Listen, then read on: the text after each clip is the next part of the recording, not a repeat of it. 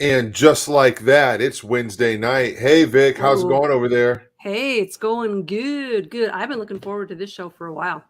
It's gonna be good. Cool. Hey, oh yeah, I'm sorry. I was supposed to call you today. Yeah, That's okay. I'll talk That's to you later okay. about that. There's a Yeah. reason. There's a really good reason that I didn't call you. You were talking to Jared, weren't you? Well, I was trying to figure out how to text you, and I just couldn't Oh, put it into words. yeah, right. I So told you to text me. Don't call yeah. me. Don't look me in the Anyway, eye.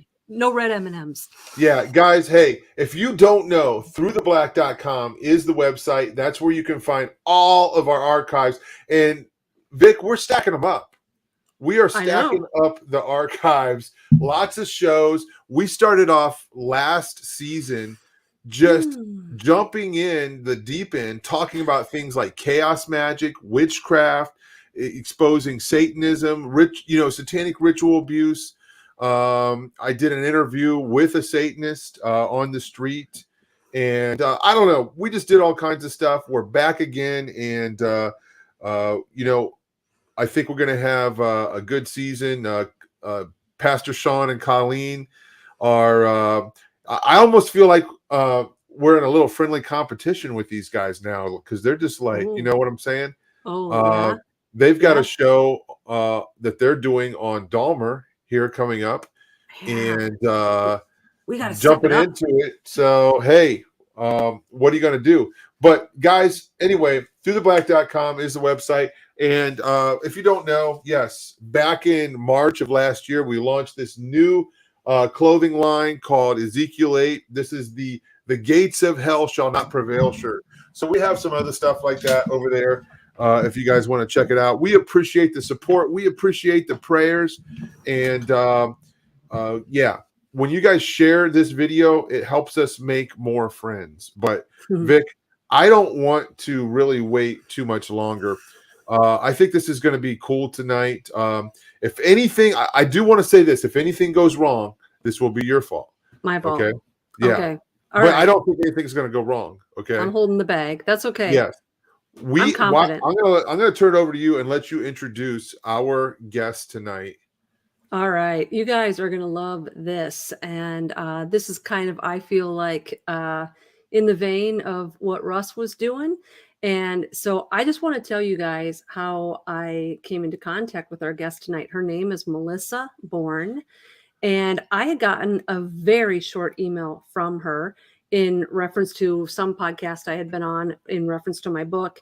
And she said, I once had an entire class where everyone in the class reported having sleep paralysis. And, Tom, I'm not real good at asking questions, which is, really good that I'm a journalist and I'm doing a show like this. But seriously, I feel like sometimes when people ask me questions, they feel intrusive, like none of your business. You know what I mean? And I don't, so then I don't want to do that to other people because I don't want them to think I'm in their business. But I just couldn't That's resist. funny. And Yeah, I'm the so I, same way. yeah, it's like, I don't want them to think I'm nosy. And so, but I was like, how would you stumble upon that?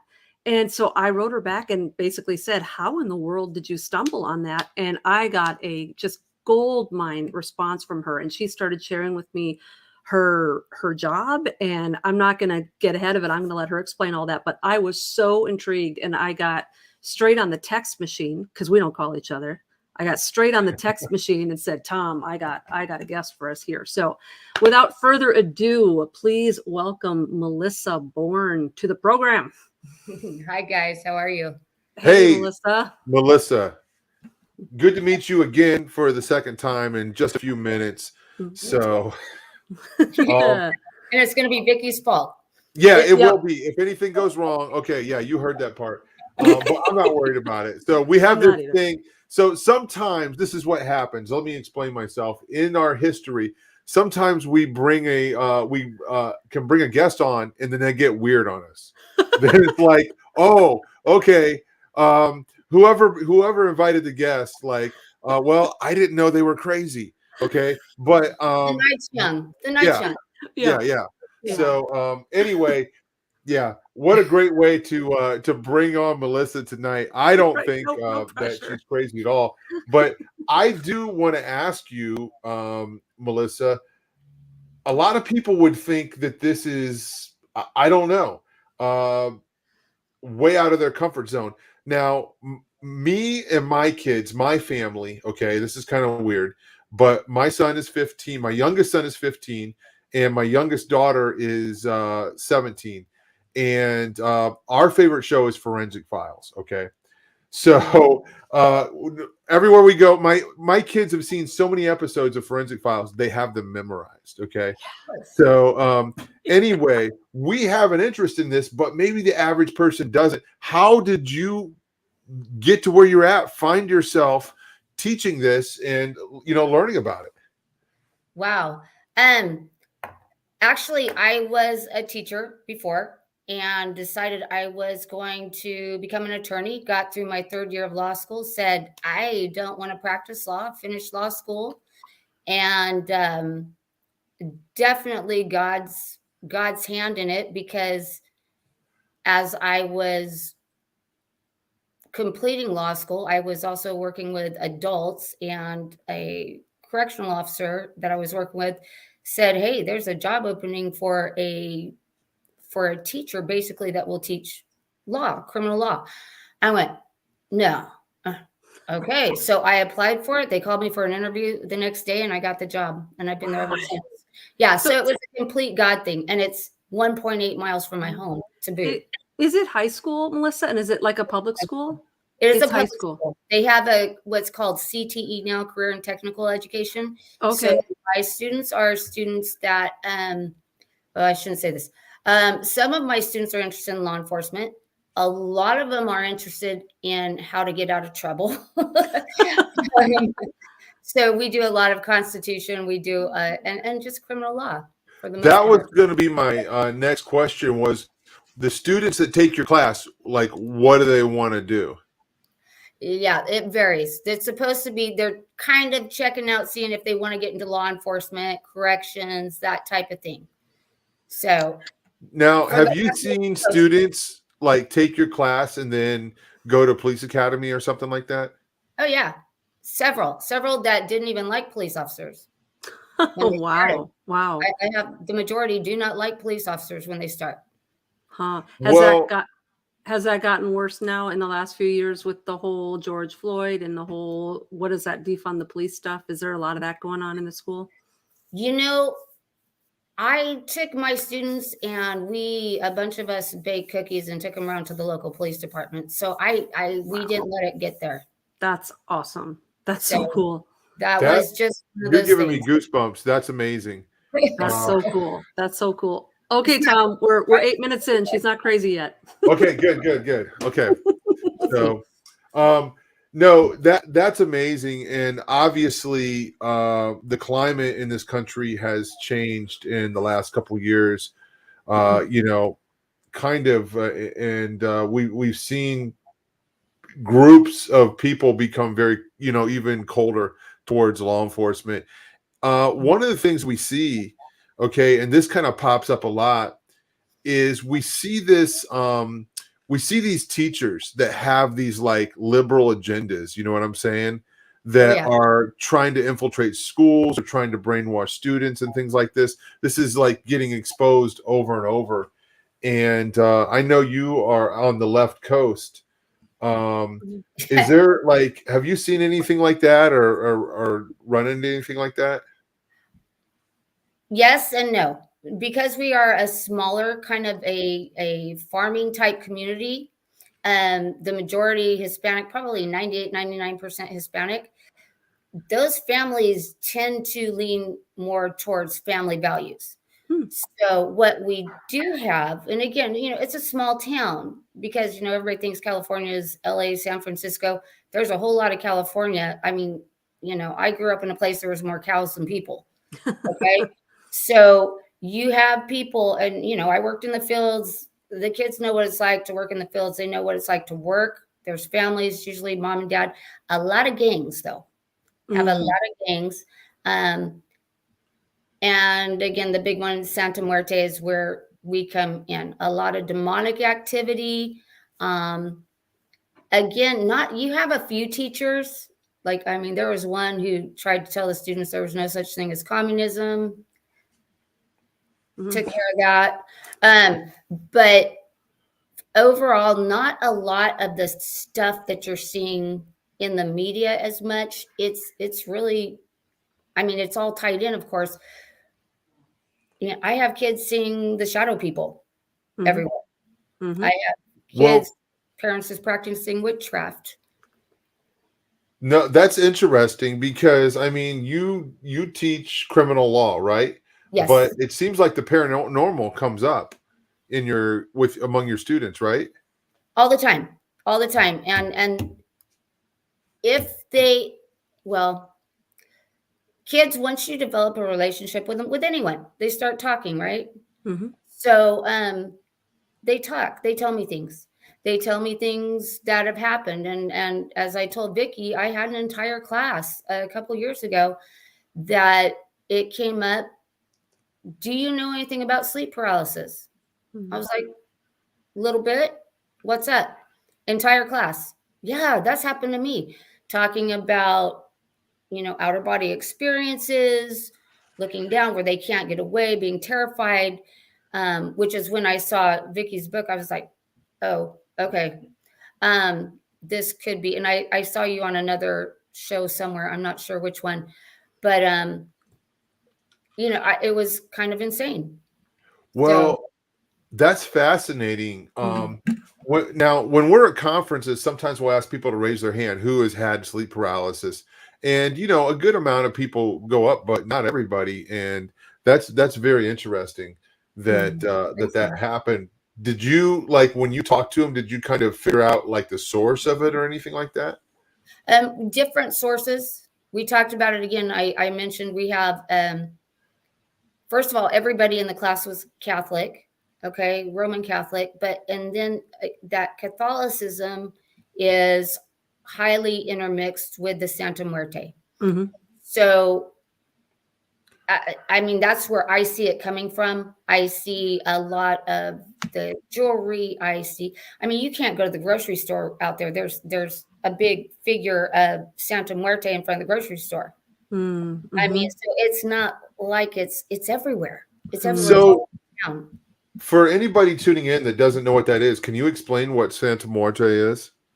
Um, basically, and I would have to say a lot of it has to do with Day of the Dead. It's that skinny skeleton chick dressed up like Mary. Mm-hmm. Okay. You do a lot of the candles. You get, again, because we have a lot of gangs, and she's highly associated with MS-13, but it's trickled on down to all the other gangs, whether they're SDG2s, SDG1s, you know, prison or street gangs, both. They almost all the gangs have tattoos of her. And she's everywhere. And she's basically, she's considered the patron of death. Mm-hmm. And highly, I mean, I was shocked. I just found out that even in Nebraska this year in their capital, they had altars to Day of the Dead and Santa Muerte at their capital in Nebraska. I mean, I don't think of Nebraska as celebrating So Day of Yeah. obviously, like historically, Catholics have never had anything to do with Day of the Dead, or you know, I mean, we're talking globally. Okay, we understand from Mexico that that's where that Yes, came out of. that's come from Um, Mexico. but the idea that you have to maybe give some kind of offering or give some kind of prayer to the saint of death, what do they get in return when they pray, or they, you know what I'm saying, they honor this saint? There's different prayers. Different colors represent different prayers. I think gold, I think, symbolizes money. And again, I'm not an expert. Okay. I do know, because of what I do, that the tattoos, that's considered a skin sacrifice. So if they sacrifice a portion of their skin, that they get protection. And there's a certain way you have to go about it. There's boiling water, drinking some different concoctions. There's certain implements that are involved. And then, of course, they tell you to go to a licensed tattoo artist, which I think is hilarious. But nobody ever does, but there are certain things you do, like the day before you go get the tattoo, you've got it. In Santa Muerte, yeah, you're supposed to have protection, and anything you do bad, you're going to be protected from. So it's big in the cartels, big in MS-13. Michoacan, that's in Mexico. That's a huge area for it. I think it wasn't that many years ago that the president of Mexico mowed down something like 30 miles of altars between the U.S. and Mexico, and with child sacrifices. I mean, they don't even understand, I don't think, all of them, how many sacrifices are actually done. So, Melissa, I want to get in, and before we went live, we were talking about all the missing kids and all of those things. I want to get into that, but I want to, can you tell me, some of your experience, kind of getting up to this point? Like, have you ever, when you're training to do what you do, have you ever been out on a crime scene? Have you ever, can you share with us anything like that? I have been on a few, but I will tell you, it's because I happened upon them. Okay. I more of the legal side of it. All right. So I got, the stay safe. Yes, I have come across sacrificial altars, sacrificial stones. They're heavy in this area. But what really happened, where I started learning about, I was one of those people that was in kind of that Christian bubble, I guess you call it. I mean, I knew there was a devil and he was bad, but I had no idea how pervasive in the entire culture that it's really going on within music, I mean, I had to clean out my house when I started learning about it. And I had to start learning about it because my students were coming to me with these, what they dubbed the shadow people. I didn't even know that was actually what people called them. Okay. I just shadow people. I'm like, those are real. And I have kids that their parents want to put them on medication for schizophrenia. And I'm going, you're not crazy. This is real. The drugs are not going to fix it. And I can't, of course, go against a parent. So that's what I'm saying. I'm not giving medical advice or anything like that. But, I when they ask me, and because as a public school teacher, if a student asks you about your faith, you can share it. It is not against the law. And I get asked. So as they kept asking, I kept learning. And I just gathered as much, and then not even realizing, I was laughing. I actually heard you guys the other night, not laughing, and I think, Vicki, you were talking about how you used to jump across the room because there was something under your bed. I remember that. And, and I had to go through my house, clean everything out, get rid of those generational things. I remember that. I also, I've had my own experiences, but you don't want to tell anybody because you sound like you're crazy. Yeah. On medication. Yeah. Is there any understanding, or do people understand the link between the satanic crime in the area, the gang activity in the area, and the worship of this saint? Do they recognize that that's maybe opening doors, these altars? No. Not at all. In fact, they just built an altar at our school, and a bunch of the students participated. I'm in a staff meeting today, and there's teachers literally saying amen. And I'm going, and then they wonder, because I have admin calling me in because there's shadow people in the office, and where they're lighting. Don't worry, I got it taken care of. We lit candles. Really? All right. You have a party. Okay, go ahead. Whatever. But wow.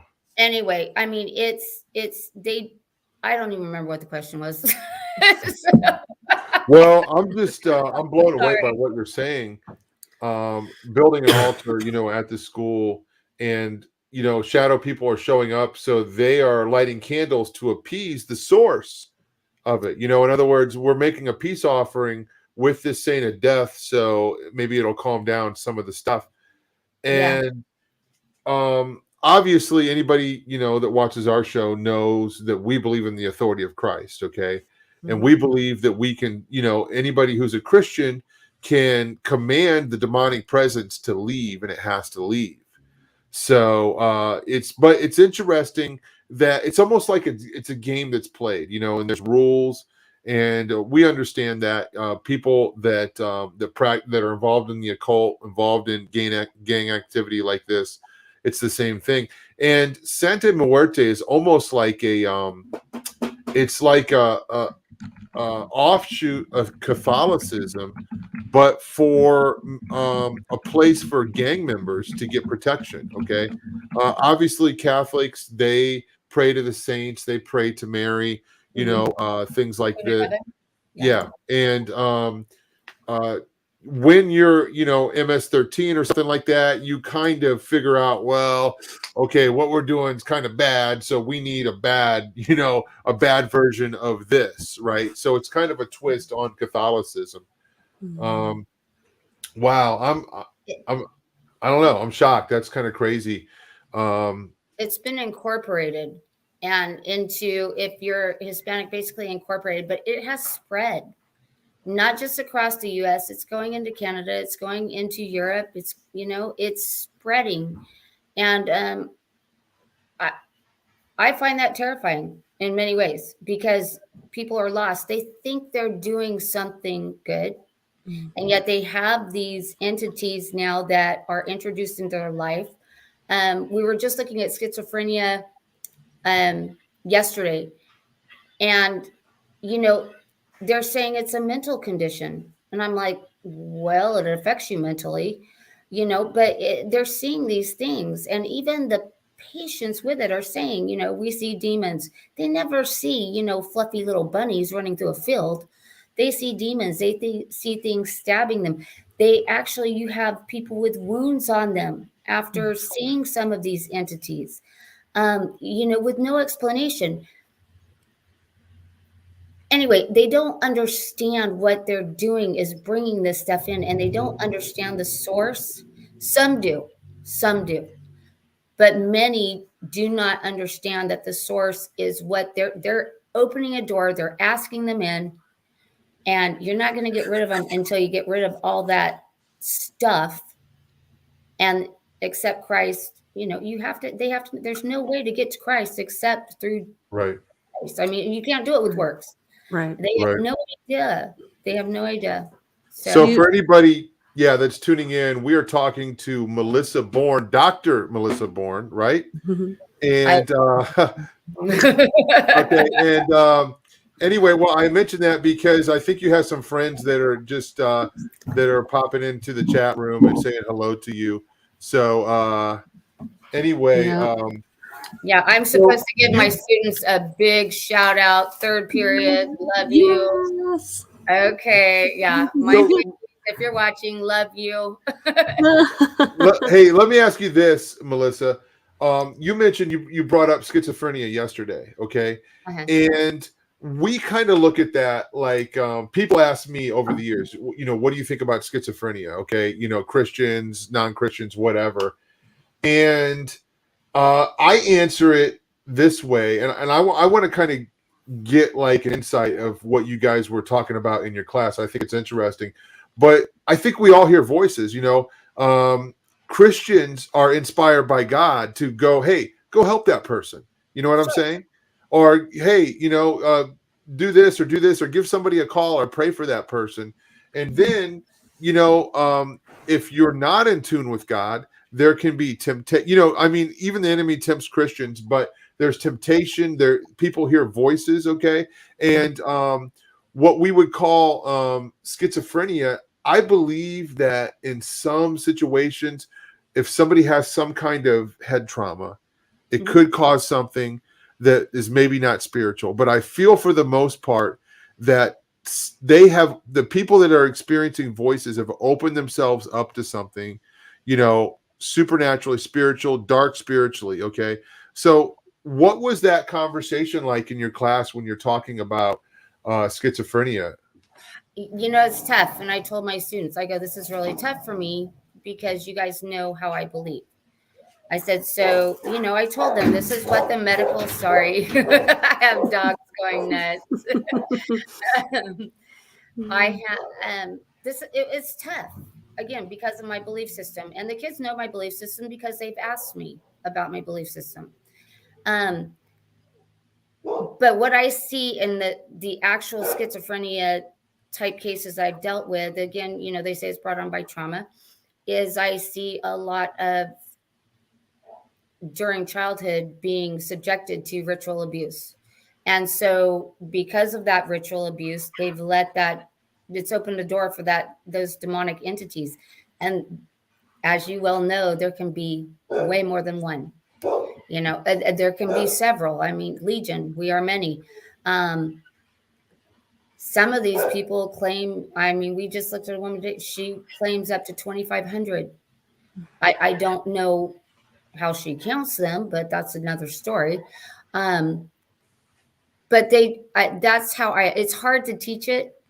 And they do ask. And so when they ask, I do let them know that, because I think it is demon possession. And when we start looking at people who have been diagnosed, they talk about seeing demons.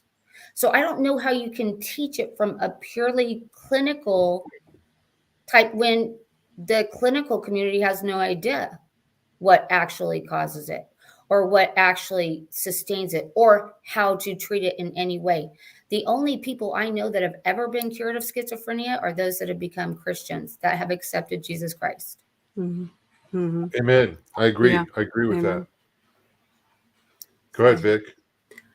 So I'm wondering if there is, and I want to kind of get onto more too of what you're teaching in the classes about satanic crime versus a regular crime. But I am curious before we get into that. Around this time of the year, especially November 1 and 2, when Day of the Dead is celebrated and the days preceding, is there an increase in the town of this sort of reported activity? So, no, not to the police. Okay. Not to the police. What you have what I see in students is overall higher rates of staying home, higher rates of depression, much higher anxiety. So that's what I see. Like I had a student that her aunt put a curse on her through a chicken in her yard. It wasn't KFC. Okay. Mm-hmm. That kind of thing. Right. You have those kinds of incidences happening more. But again, it's just more of an overall higher level. The sacrifices and stuff are going to be more out in the orchards, along the canals, along the ditch banks. I don't let my oldest is 21, or my youngest, I'm sorry, is 21. So my youngest would like to go jogging through the orchards. She can't now at this time of year because there's sacrifices out there. I don't want her coming across somebody finishing up or somebody doing something. And typically they're done at night. But at the same time, I don't know who's going to come back. I don't know what's happening. And yes, she's 21. She's a big girl, but I still don't want her around it. Yeah. So, and you're talking about animal sacrifices, That's right? what I was just going to say. Yes. Okay. Okay. Mostly animal around here. You're going to see more of the human sacrifices the further south in California, closer to Mexico, typically. Now, that's not where they are totally, but that's where they're more reported because they're still reported in Mexico, whereas in the U.S., they don't call them satanic crimes anymore because, you don't want to get in the satanic panic. So they don't list them as such. And you have to. So what I do with training my kids when we go into these crimes, which I've been asked to, because occult crimes have risen according to police departments, have risen something like 2,500% since 2019, 2020 in there. And so when I actually spoke to people that were in the academy and, should I go ahead and go through with this and teach this? Yes, do it, at least so they can recognize and alert somebody in a position that's better able to investigate that crime. Yeah. Because right now they call animal control for the sacrifices. Wow. Um, Wow. Melissa, what do the textbooks say about things like occult crime or even satanic panic or satanic crime? They don't Mm, mention them. Nothing. wow. Nothing. Interesting. Nothing. Is your community, is it a very small police department? Like, do they have an occult crime unit, or is it a small department? It is extremely small. Like I said, for animal sacrifices, you're going to call basically animal control. Hmm. So when there was a couple years ago, there were, I told you, the more cows than people. We had skulls where they'd sacrifice cows all up through the hills. It's animal control. For that part, you can call, you can call the agriculture department. You're not going to get actual law enforcement with those. Hmm. It's just not going to Wow. happen. Well, I imagine that there's so much of it that they can't keep up with it, and especially if it's a really small police department, law enforcement is one. I mean, obviously they've taken a major, hit in the last couple years. Okay, and Yeah. we've probably lost so many officers because they just quit. Okay, Mhm. because they don't want to put up with it anymore. Before that, they were undermanned. Okay, they can't take care of the cases that are coming in, much less cold cases, and they sure. And I'm not trying to insult them, but they sure don't know how to maybe deal with a multiple. Okay, when they're interrogating them, something like that. So, They're go not ahead, taught. Melissa. Yeah, they're not taught. So any of the younger guys, they're not taught this at all in the academy. Nothing to do with this. You have to go on as you go through after you're hired, after you've been on for a while. You have to almost apply to get onto one of these. There's not going to be any that do this in my area within 100 square miles. Hmm. Okay, so they're not going to know. They're going to have to call somebody else in. It has nothing to do with intelligence. It has nothing to do with ability. They have no clue. And you've got to remember, people don't want to talk about it because that's going to break their little bubble. And if you know that there's these other things out there, you might have to look and say, well, maybe there's a God too. Mm-hmm. You know what I Yeah. mean? Yeah. They're Yeah. not. So it's not going to be pushed in any type of public entity. Again, when I teach what has been sent down from the Justice Department. So I don't, as far as textbooks, again, there's just not a lot on it. Mm-hmm. And which is why I actually contacted and I made sure I was doing the right thing through the academies rather than that totally took, I went ADD on that little comment coming in. Sorry.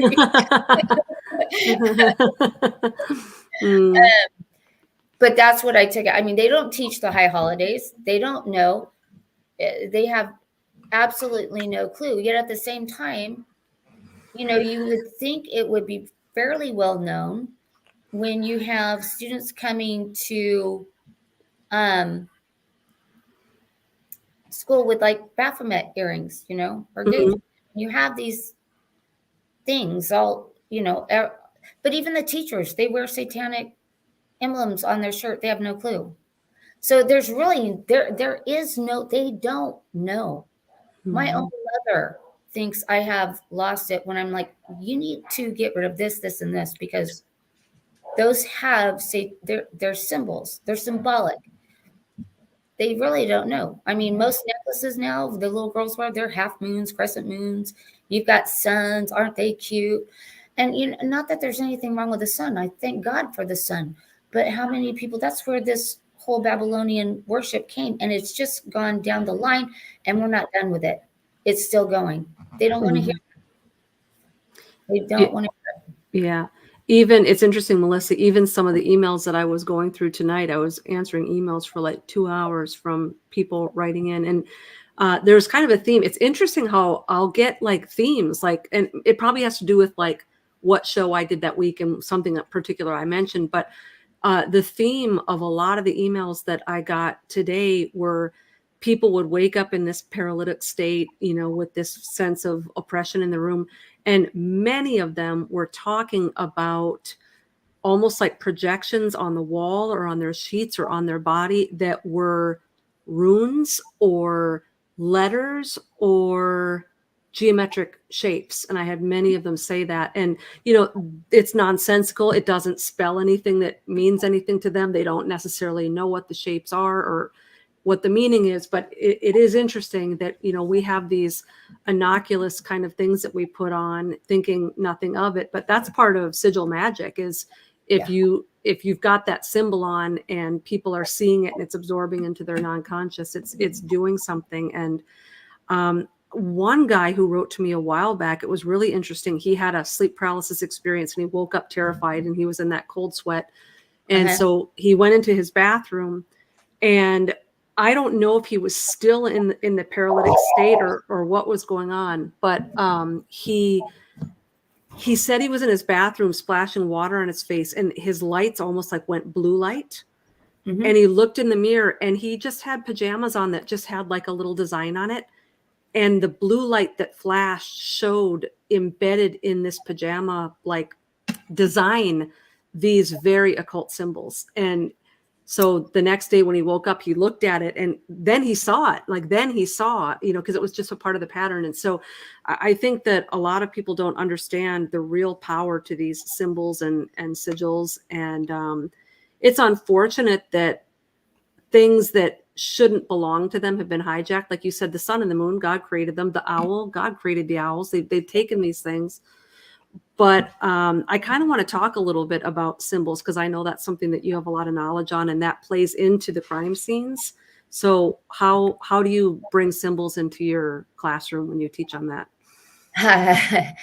Well, I teach them first. I've had to lay off a little bit because I had some kids get so upset. And again, I do have a big Catholic. So when you're talking about the Queen of Heaven, Semiramis, I mean, those things. Yes. Affect some nerves. So I have mellowed down. I've had to mellow it some with it. I actually showed Lion King last time. That sounds really silly, Disney? But I had them pick out the symbology because it's all through there. I mean, you can't miss the symbology through Lion King, through almost any Disney movie, right? I mean, through almost any music video. It's everywhere. So I do teach it to them. And then we'll do a little bit with a few cultures that are in there. But we also talk about weapons. And we talk about, a gunshot wound is probably going to be straight up gang. Okay. You may have a robbery. You may even have a serial killer. But when you start getting into knives, when you have things cut onto the body. In fact, there was just a case in the UK the other day where a little girl had a 0 and a 1. All I could think of was binary code. I have no idea.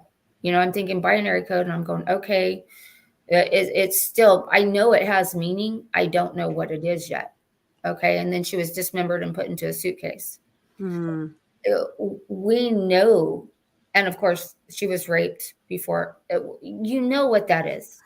You absolutely know what that is. When knives are used, and this is what I tell them, if you see these knives, if you see some of these symbols that we've discussed, and again, I'll go over quite a few of them, you need to go ahead and contact somebody and this is an occult crime. You may not get anybody to come. That's the problem, is they're still probably going to just report it as a murder, or they'll report it as a rape. They very seldom even call out pedophile or pedophilia anymore. A lot of times they'll just say sexual assault.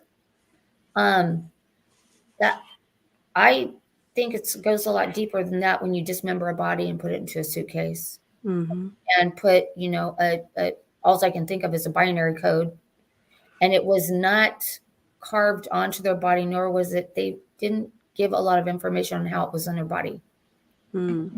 So yeah, and Katie's brought up the an article now. Homeless woman who boasted about selling body parts charged with raping, murdering Lola Davitt, and maybe this is the UK case. I'm not sure, but anyway, interesting.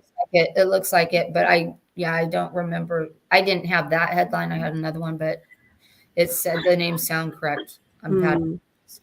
Um, Well, and Tom, a lot of this ties in with some of the stuff that you were saying yesterday. So, Melissa, on yesterday's show, we were going through specific satanic crimes in the news. So we were pulling actual news articles, and we, of course, know from Hampstead if there's the ritual knife.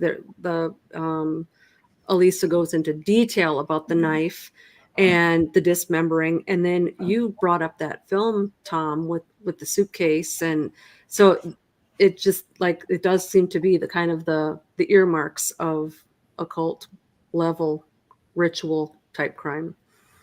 Right, right.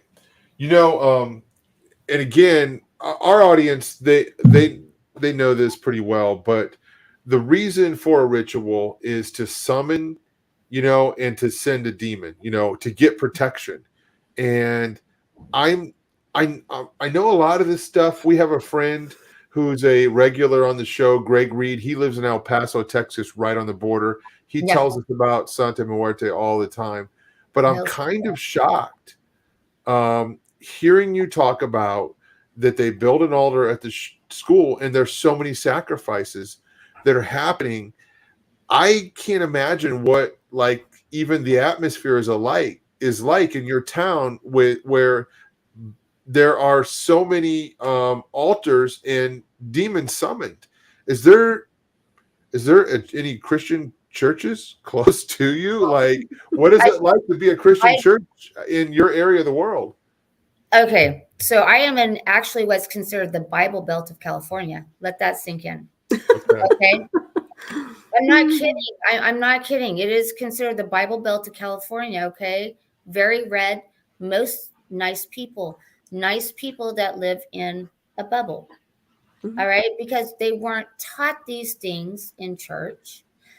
Pastors would go on these thematic type messages. Jesus loves everybody. You're how to be the best you, all these really wonderful, sweet little things, love your neighbor. Okay, but what about your neighbor that just got sliced up because there's a demonic ritual going on? What about the stuff that your kids aren't telling you that is happening? And they don't want to tell you because they think they're insane. And I can say that because I was that kid that thought I was insane because I had this thing behind me because I couldn't get rid of it. Because when I got out of bed, I had a gun and I had a bat and I freaking flew across the room, right? Till I could get to the light and I'm ready. I mean, I don't know what I thought I was going to do to it, but this is in a Christian home. So I know how crazy I felt. I know, and now I know what it was. And I know it was generational. And thank goodness I've been able to break that generation with my kids. My son, my son was on heroin for years. It took breaking that generational and it took finding out about it in order to do it. Yeah. Okay. So we're in this Christian bubble. They really don't know. And yes, I drive 70 miles one way to a church. Wow. Because the pastors are still not aware of what's happening. And the pastors, the people, and I'm not saying they're not saved. I know some people that they're most definitely saved, but they're in that Christian bubble.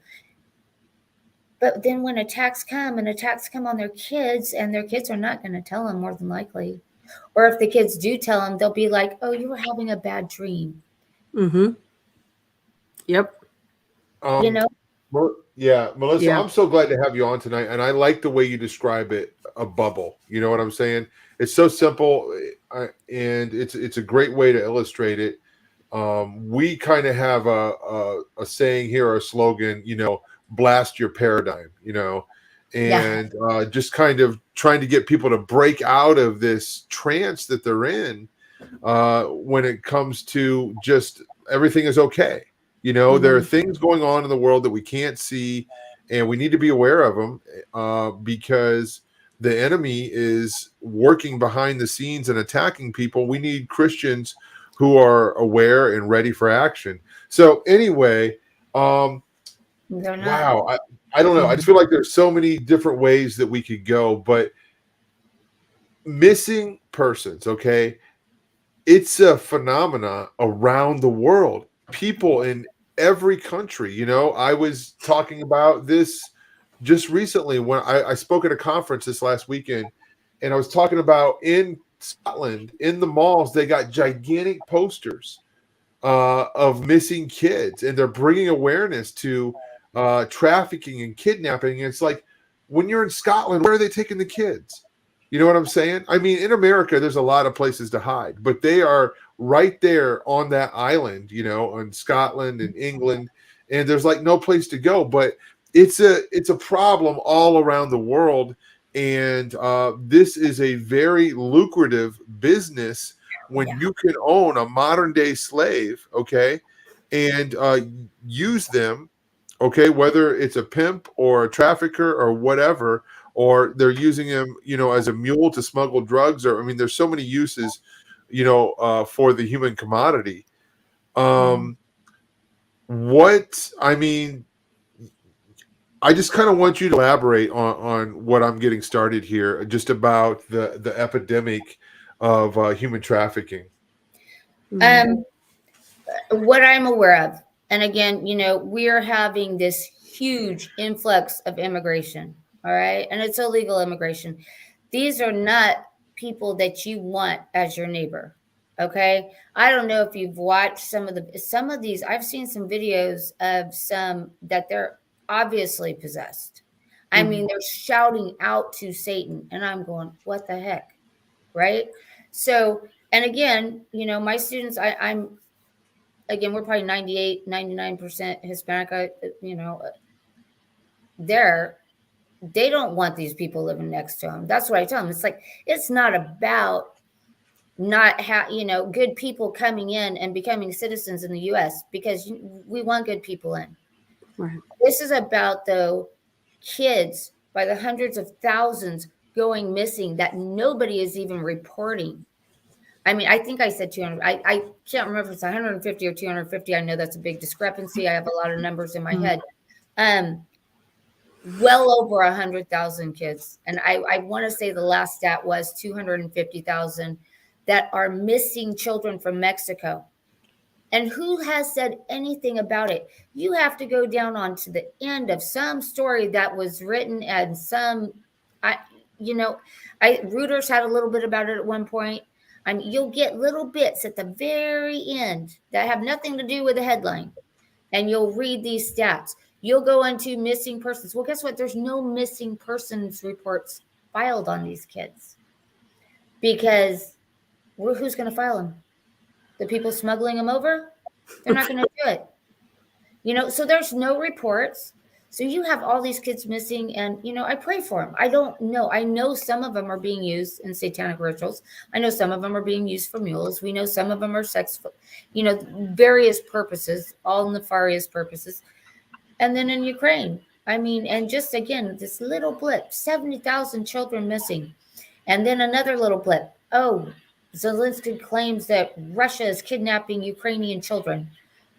What does Russia want with their kids in the middle? You know what I mean? They don't want their kids. That's ridiculous. But then you can go a little bit farther. And if you want to really put your tinfoil hat on tight, you can go ahead and trace where they are possibly being held in the Caribbean in various locations. And I don't have anything to back those up. Well, I'm thinking one of the things you just kind of made me think about was when the earthquake hit Haiti, they tried to traffic kids out of there. The predators are always looking for a vulnerability. And a major vulnerability is children coming across the border that have nobody to protect them. They're wide open to be trafficked. No one. And yet I hear from people in the community that, you know, I had one, can you help me? My niece is over there. Her kids were taken, you know, and I can't do anything. You know, I can't do anything but pray. I'm like, have you notified the authorities? Authorities aren't going to do anything. Not in the U.S. or Mexico. It's not going to happen. So they're gone. I mean, they're just flat out gone. And all you can do is pray for them and know that God has them. And that's the best. Wow. You know what? I mean, it's very sobering hearing you, remind us of these things. And uh we're aware that there is, a serious problem when it comes to kidnapping children and just used in mostly, sex slavery, but also in, forced labor and things like this. Um, yeah, we need to draw as close to the Lord as we possibly can. I live in Ohio, Melissa, and I tell people in my community that the things that we're seeing on the news, they are coming to our state and our city. Because sooner or later, even though that the border is really far away from us, they're going to start dropping people off, in our towns and our states, and we're going to have to deal with whatever the need is. So the church is going to have to get ready. Like you said, the law enforcement, they're overwhelmed as it is. Okay.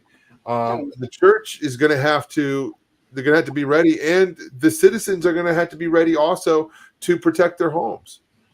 The church is going to have to start getting back into the Bible, and they're going to have to realize that principalities are real.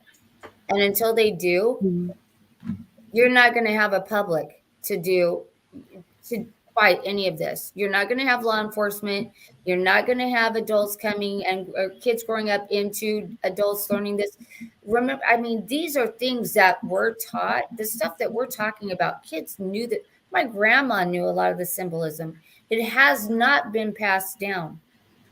Okay, we lost it. I'm going to be 54 in a couple weeks. I was not taught this. My dad, who I think knew more than he let on, did not want to speak of it. So it was, and my mom is still, even though my mom is saved, my dad was saved. My mom doesn't really know. You know what I mean? And when I tell her, they don't want to know. And I love my mom. I'm not complaining about my mom, okay? She's a great lady. But I know all these, in case she ever watches. Anyway, I don't want to, don't get me. But I'm going into a nice, they have no clue. Most Christians have no clue. Most do not want to know. They want to live in their safety zone and not realize that we are in an actual battle. And it is a battle. It's not a flesh and blood battle. It is against principalities. And if they don't get ready, they're gonna be hit. Yeah. Melissa, our friend Russ Dizdar, he passed away a year ago, but he would always say the church should be cutting edge, but we're 30 years behind. We have everything we need. God has not left us without instruction or without wisdom. He's given us his word. We have everything we need. And we walk around, acting like we're clueless and we don't know what to do. Yeah. Well, what is that? How great of an advantage is that for your enemy to have them not know who you are? I want to know who my enemy. How are you going to fight your enemy when you don't know? So people see this armor up and they start thinking, well, should I go to Walmart and grab, a little costume or something? They don't even know what it means because they don't know what they're fighting. They have no clue. They don't know their legal right. As a teacher, more Christian teachers need to start knowing their rights in the workplace. You do not leave Jesus at the door. When you're Christ, you're Christ. He's with you always. You don't drop him off, say, hey, I'll pick you up after work. Okay. It doesn't work that way. You state. So teachers need to know their legal rights, what they can and cannot do in the public school. Everybody, no matter your employment, we have freedom of religion. We do not have to check that at the door. And if us that do know what's happening, don't tell people, I don't know how much more guilty we are. But I do know it's a lot harder to talk to. It's a lot harder to talk to adults about it than it is kids. Kids are seeing it. Yeah, I'll bet. Well, and there's a campaign, and I'll say pretty successful campaign now going on over the last several years. The media is linking the craziest people in society. They're flat out saying it is the Christians. Like they're the conspiracy theorists. They're making up all these crazy stories. That video you sent me last night, Melissa, and I put it in the Discord. I don't know if anybody saw it, but it's like a little 8-minute video, and it beautifully it starts out with, and Tom and I have talked about this on the show. It starts out with scenes from Stranger Things with the Hellfire Club, with the D&D, and the satanic panic of the 80s, and then it talks about how we're there again, and look at all these crazy Christians are out there again talking about their silly SRA crimes. The one line in that video that got the most emotion out of me was something to the effect of this clueless little woke reporter who, is young enough to be my child probably, is saying there's vulnerable children out there who need help, and we're wasting all of this time and energy chasing after this phantom SRA survivors, that kind of a thing, because these crazy Christians have convinced us that there's kids out there being kidnapped by cults. And I just thought, oh my gosh. But I kind of wanted to snap her little pencil neck. I had a twitch with that one. So yeah. I know it in 8 minutes. In 8 minutes, all you have to do is you hook people from the beginning, because you've got little cute guys from Stranger Things on there. So everybody's automatically going to side with whatever you say, because you brought up my favorite TV show. And in 8 minutes, you convince a whole generation that there are no children in danger of being hurt by cults. And it's just a bunch of crazy Christians.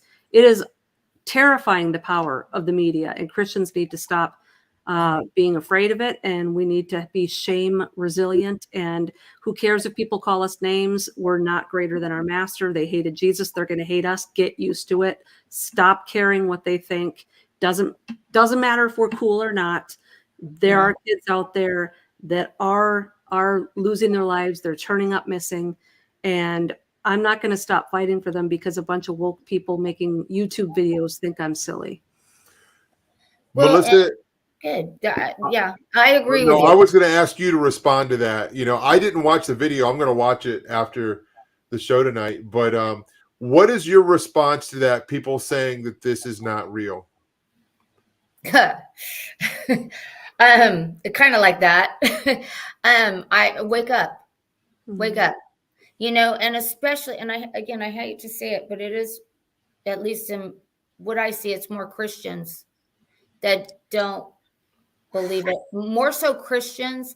And again, I'm not saying anything about their salvation. They've accepted Christ, okay? They just don't see it.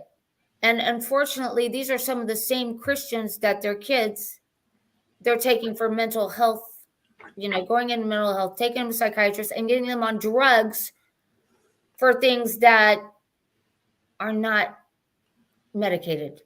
Mm-hmm. You don't get to medicate those, okay? Mm-hmm. You're not going to get rid of those things. When it talks about, we have this whole, how many generations now? Well, you got to take care of yourself first type thing. And I'm like, you know what? You're supposed to love your neighbor. Of course, your relationship with Christ, God comes first. Your relationship with Christ comes first. Then you're supposed to go help others. You take the focus off yourself. You put it on God. You put it on others. You're not going to have the anxiety or depression. But because they're being taught to take care of themselves, me first. Well, I've got to take care of me. Sorry, I'm doing my teacher dance. Okay. To keep my students awake. They're probably laughing at me right now. Stop. But the focus is on them. And when they put the focus all on them, and then they're medicated, and they don't understand that there is an enemy. And what is Satan? The first rule of Satanism? I mean, do what thou wilt. You're number one. Yeah. Pride. I mean, that's one of those major sins. We've got all these things rolled up with demonic forces going crazy. Mm-hmm. And it's like the perfect storm. I do think the rapture will be soon. I'm not setting a date. I do think I see the signs. I see the convergence.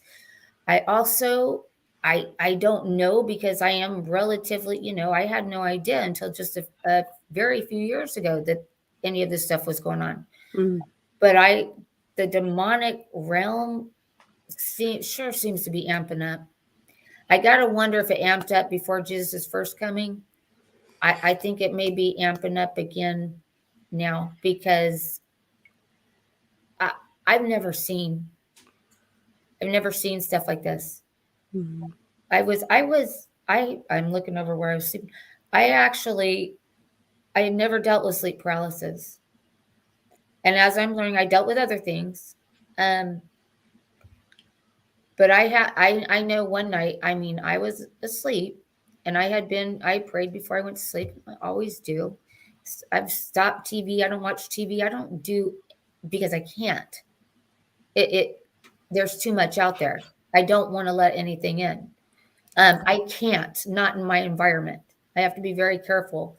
So I fell asleep. I woke up, and I have no idea. Can't tell you what I saw, because I didn't really see anything. I just knew that God was protecting me from something, and it was trying to get to me. And instead of fear, I felt peace. And I go, thank you, Lord. And it was, you could tell it was trying to get to me. And that sounds crazy when I tell people that. But I know what Jesus was protecting me from. Not exactly, okay? I just know that something was there, and I know it was trying to get to me. And I actually started laughing a little bit. I want to say, you can't get me. But,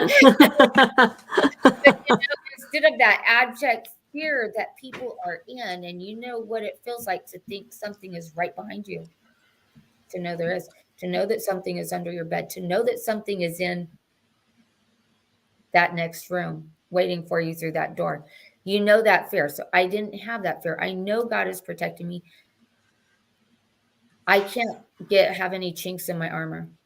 And I think people need to start waking up and start realizing they better wake up to what's going on, because they don't know their enemy, and they're getting sacked. Hmm. Yeah. I'm all over the place. Sorry. No. I love it. I love it. And I just want you to keep talking. You're doing a great job. I was in Pennsylvania this last weekend speaking at a conference. And afterwards, we were all together at a dinner. And a lady asked me, she was like, how do you watch this stuff, or how do you study this stuff? And do you ever get over it getting to you? And I told her, no, I don't. It always gets to me. I don't like doing it. I don't like seeing it. I don't like knowing it. What about you, Melissa? Like, how hard is it just to kind of teach this stuff and kind of know the things that you do and be awake? I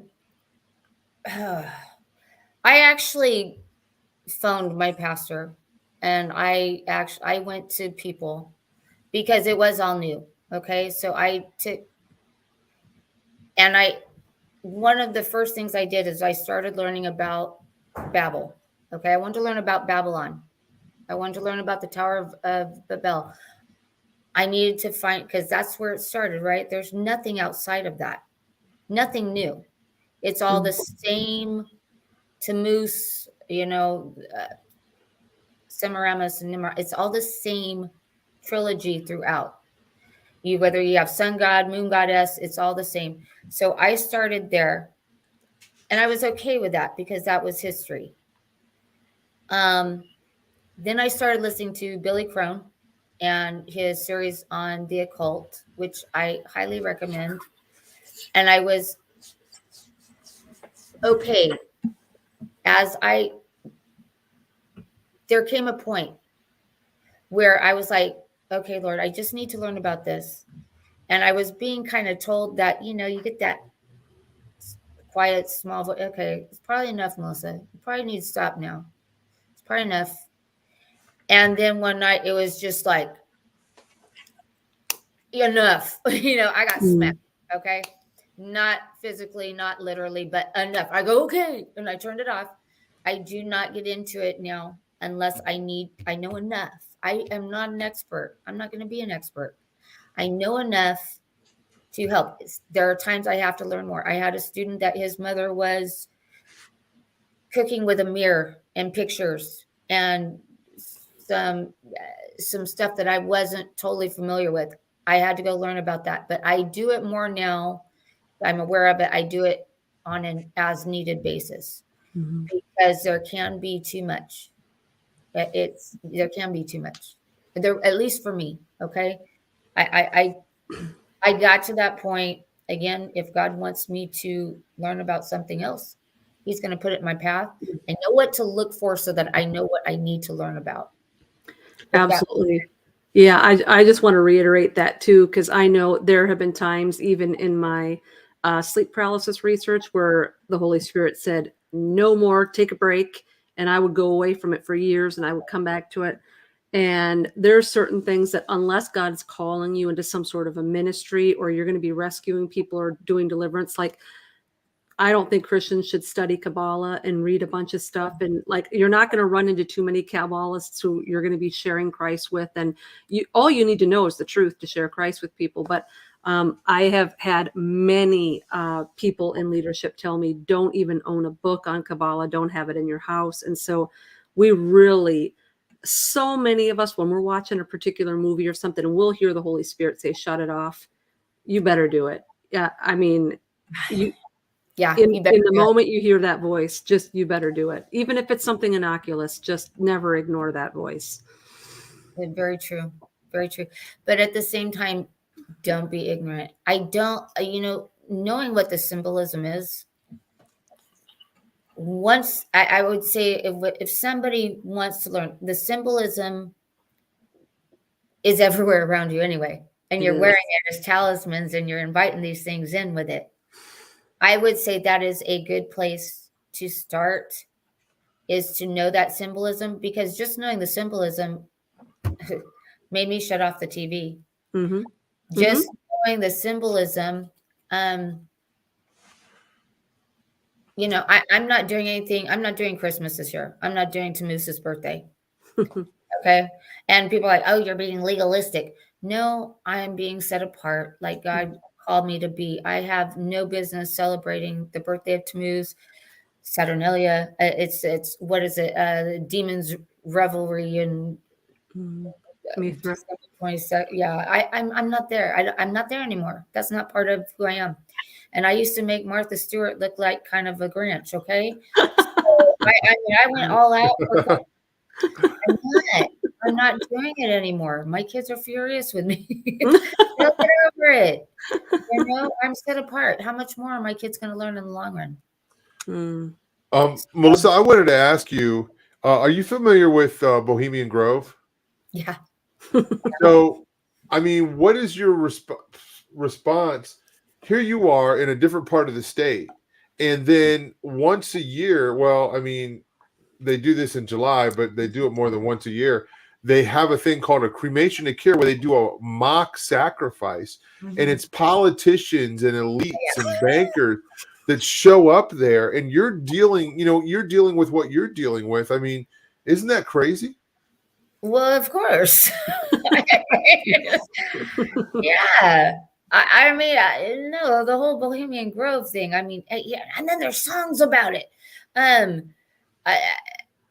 No, we've been given over. I mean, it's Romans 1. We've been given over. I don't know how much longer God is going to deal with what and I understand some of it's ignorance. There's a whole lot that's not. Bohemian Grove, there's no ignorance there. Right. Zero. Right. And those are our leaders. Yeah.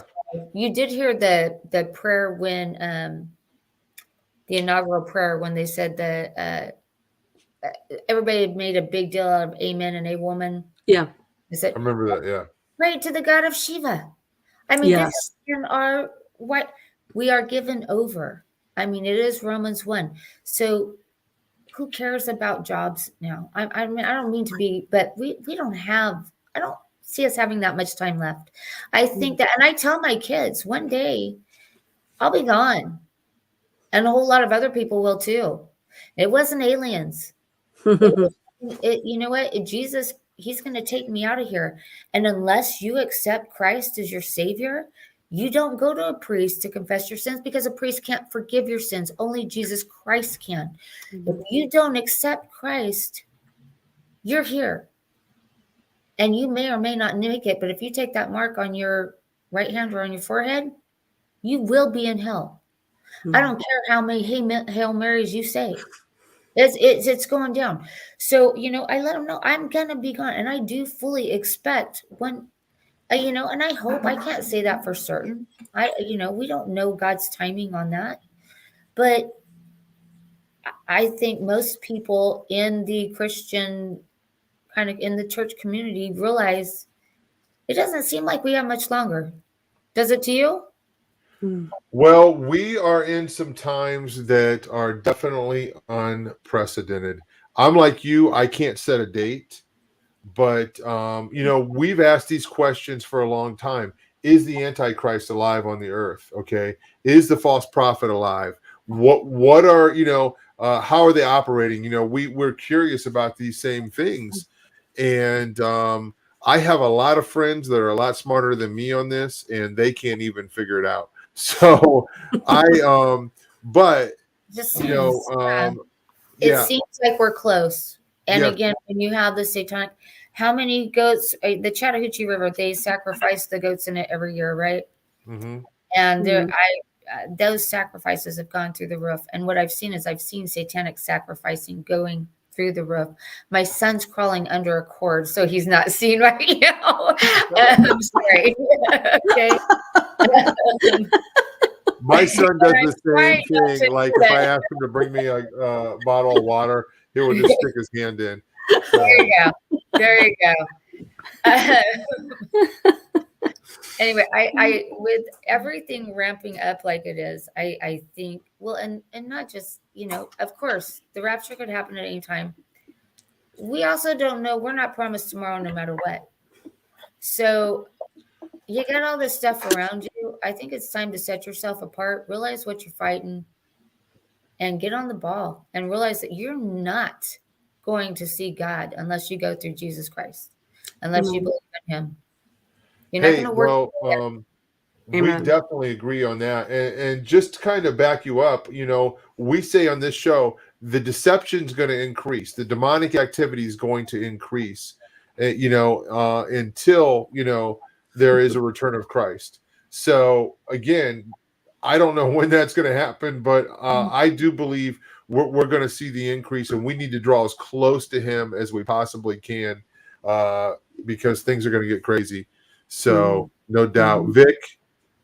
Well, I would say that what we're seeing now, to me, is evidence that the enemy thinks he's checkmated God. Like the enemy thinks, look what I've done in the last 3 years.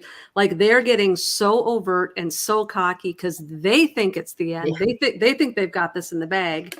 And if it's the day and the hour that God says it is, then it'll be the day and the hour. But the enemy definitely thinks he's got this one in the bag this time. Yeah. And he's already been defeated, but I just don't want him to take a bunch of people with him. Right. You know what I mean? And that's the thing. If you don't believe in him, if you don't belong to Christ, you belong to Satan. Mm-hmm. Well, in 2 Thessalonians chapter 2, it talks about a restrainer holding everything back. And I just keep thinking of that restrainer holding back so we can reach as many people as we can before it, releases what's about to come upon this earth, whenever it is. So I have one last question that I want to go out with, but Vic, I want to give you a chance to jump in there. Yeah, well, I just want to say this has been a great discussion, and Melissa, I hope you'll go back and read through the chat. You're getting lots of love in here, and a couple of your students are talking. Yeah. Yeah, I can't see your comments. Sorry, sweeties. Yep. So just go and give it a look-see afterwards. But anyway, so glad you came and shared this stuff with us. I learned a lot tonight, so I'm really glad you came on. Oh, thank you. I agree with that. This is hey Vic, good job on getting Melissa. We already almost had Kenny fired this week, so I'm on eggshells now. So no, I feel like we could just talk for hours, honestly, and on all of so many of these things. Melissa, I'm already want to invite you back next time. That will be on me the next time. So, That's right. So I but can go really nuts. Okay. yeah, there's just so much. There's so much more that we can talk about, and we're just kind of meeting you for the first time. But I wanted to ask you, your teacher. Can you just kind of share a story where it's like a good teacher story, like, oh man, I did a good job today, or a student really got something where you connected with somebody? I'm putting you on the spot, so Yeah, right. No pressure. Oh, a good teacher story where I really connected. I have no clue. I try to connect every day.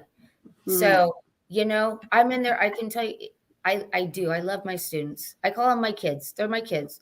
I love them. Perla, if you're out there, I love you. I'm giving you a shout out.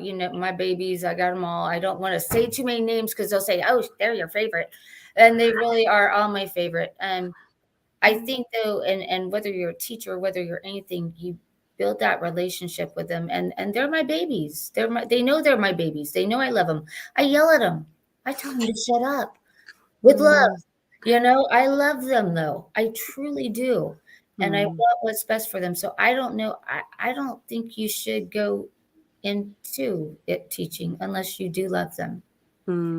So that's awesome. That is so important, because I've seen teachers who have just become cynical, and it almost seems, and this sounds crazy to say, it almost seems as if they hate their students. Yeah. I've seen this, and it's kind of crazy, and I get that from you. I can tell that you love your kids. Oh, they're my babies. They really are. I have my biological children, and I have them. I say my kids. Nobody knows who I'm talking about, because they do. I mean, I pray for them. And you should be praying for your students every night. If you're a teacher, you should be praying for your fellow employees. You should be praying for those people around you. But I pray for them. I just, if you guys are listening, I can't see who's on, but make sure you are right with Jesus. You believe in him. I mean, I don't want to see one of them left behind at all. I want them, when I disappear, I want them to disappear. Okay. Amen. Families, so. Amen. Melissa, do you have any social media? We're being asked in the chat if you've got like Instagram or TikTok or Facebook or anything like that. I'm kind of like nobody. I'm a teacher in a town of about, 10,000 people. So somebody asked me if I had a card the other day. I'm like, a card? Why would I have a card? I don't. No. I have a sticky note somewhere in my bag. I don't. So I don't really. I mean, I have. Yeah, I'm on Facebook, but I'm restricted. Pretty much, and I have a Twitter, but I think I have about 4 followers. So it's not. Yeah, I'm just not. I'm a teacher. I don't. Yeah, I don't do that stuff. Well, I tell you what, everybody here is really appreciating you and asking for you to come back again. I think that we can get into some more stuff, in the future. But it was really great having you on tonight, and I'm excited about having you back on. So I would say, hey, usually this is where I say, what's your website or whatever, but you don't have one, so that's okay. Hey, the cool thing is even though you teach at a school, in a small town, now you've taught all around the world by coming on with us, because this will get hundreds of views.